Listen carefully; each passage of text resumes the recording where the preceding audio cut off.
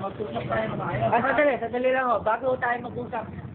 Yung una, simula sa una, no? Sige. Ayun. Hindi. Teka lang, ha? Yung PLDT internet namin naputol. Nung nakaraang gabi pa, no? Matagal na naka-wiring dyan niya. Siguro ilang buwan na kami rito. May 5 buwan na kami rito. Na si Dete yung wire namin naputol. Dumating niya yung hindi. Mga bata ko na lang. Siguro yung mga bata na paglaruan. Di na natin. Ito na yung lineman. Lineman na. Ng Globe ngayon, Globe.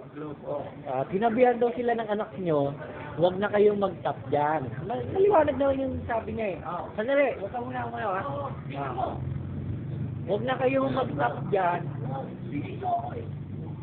Huwag na kayong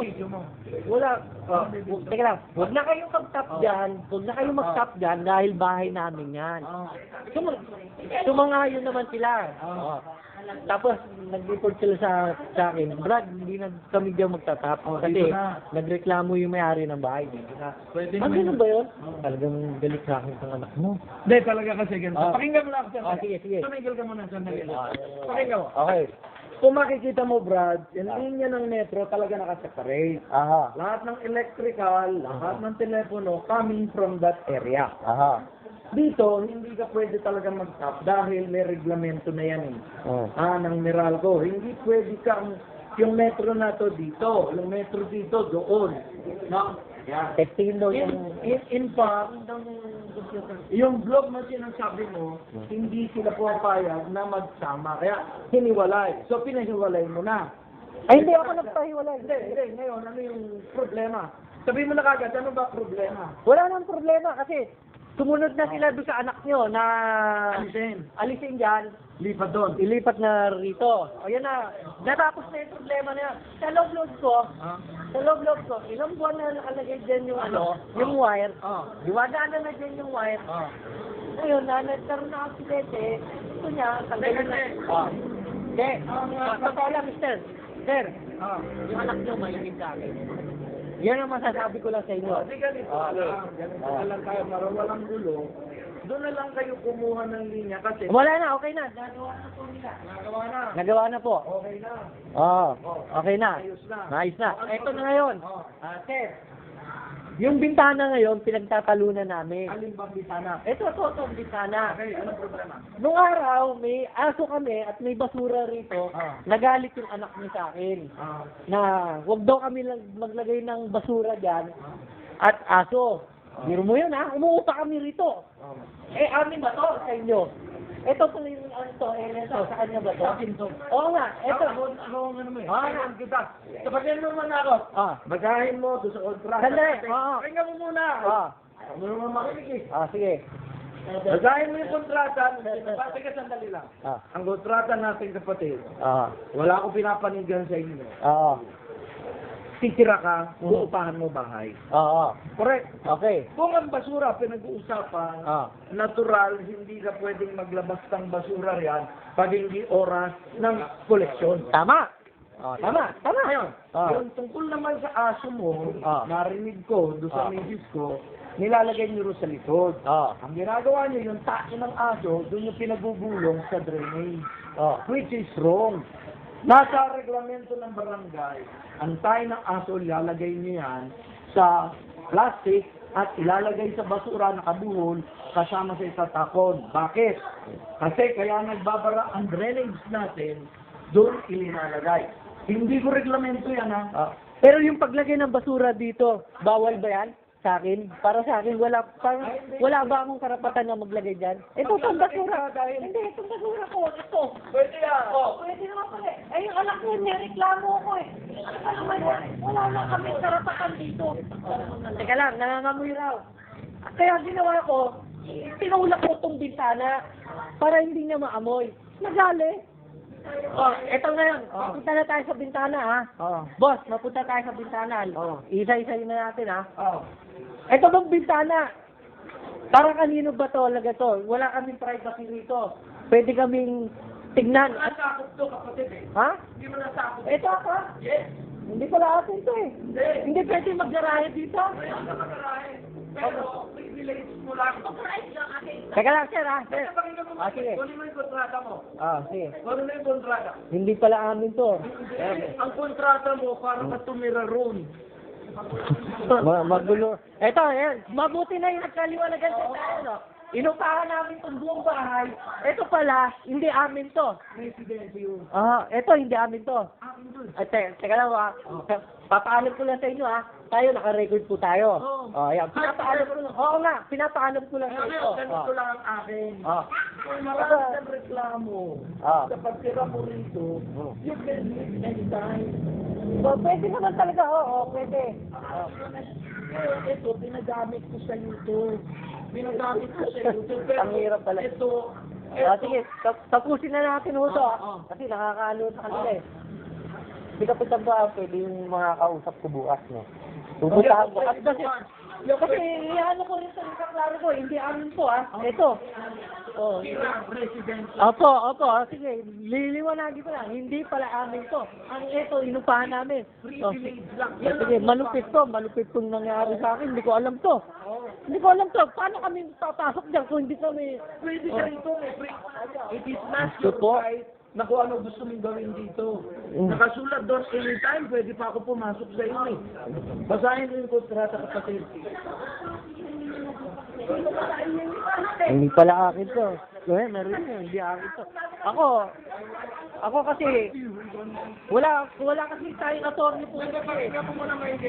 Ay, salamat po. Hindi ko na napakain yun. Kunin mo na lang yung kontrata mo, mag-usap tayo sa barangay. Wala na tayong ano. Hindi natin pagtatalunan. Ay, talaga hindi ako makikipagtalo sa inyo. Dahil ako isang mangmang lang po. Wala akong ano.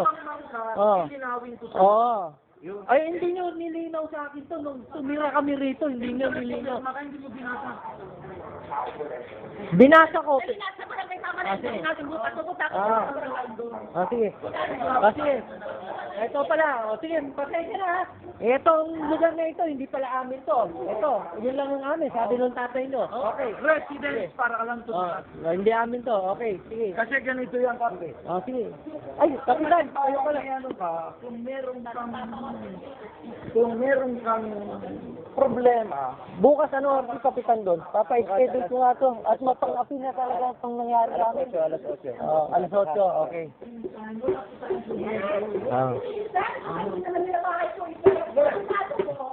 Ayun nga sabi na kay Ma'am Jerminia. Ay, sandali lang po. anak niyo ay siyang nagpunta kagad sa bahay. Hindi ho namin siya pinilit. 3 po ang nakapila rito. Sandali lang po. Na mag-aano rin. Merong matutino. Namilit tong anak niyo. Dahil gawa nung nanay niya na nandyan. Yun lang. Huwag mo ko kinukunan. Iyo. Hindi, nagpaalam nga ako sa'yo. Wala. Hindi ako nagpapaalam sa'yo. Baka tayo magka-problema. Sige, no problem. Alisin mo. Kapatid. Alisin mo. Nagpaalam ako. Di ba ka? Maliwanag. Alisin mo. Tingnan mo na. Ang hirap nyo. Ano ko pa kayo pinapabagyan? Ano ko pa kayo pinagbabagyan ng mga pinag-uusapan nila? Pinakalibabyat. Sige po. Nagpirmiso ko sa'yo. Nakatawa ako sa inyo. Sige. Play mo nga, titignan ko. Sige. Play mo, titignan ko. Mamaya na. Play ngayon na. Mamaya na. Huwag na. Ito pa nga ako dyan, no. Wala na. Wala akong binibigay sa'yo permission kunan mo ko. Sige na. Okay na. Gusto mo magkita tayo sa barangay na? Wala kang problema. Sige po. Ay, sandali na po. Alis na kayo. May isama yata kayo ng loob sa akin. Ay, hindi. Yun naman pala. Yun. Doon tayo mag-uusap sa barangay. Pero, napakahirap mong kausap. Sabi mo, mangmang ka. Kaya ako hindi mangmang. okay. Sabi rin. Kung meron kayong doon na lang sa barangay. Rata na disposition na. Kasi marami na yung mga bata na narinig. Wala si Kapitan ngayon. Hindi ako pwede bukas, ha? Hindi ako pwede bukas. Hindi, ako, magbibigay ako ng text message.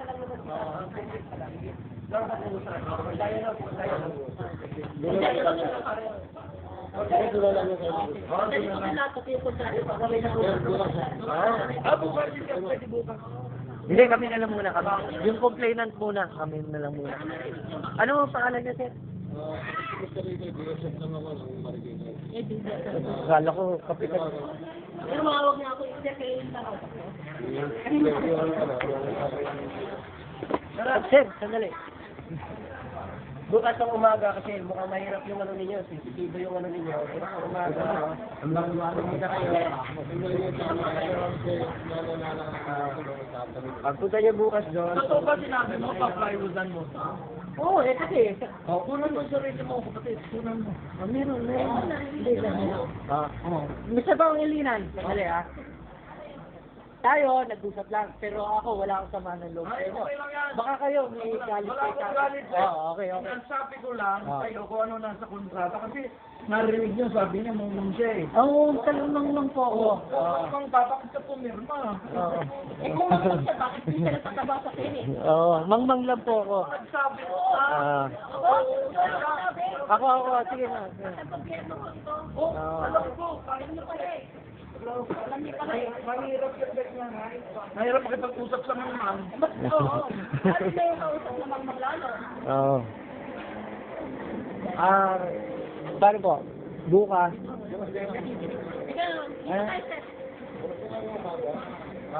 Magkikilala na kayo kung anong inyong usapan ninyo. Pero, yun na lang sa barangay. Pero iwan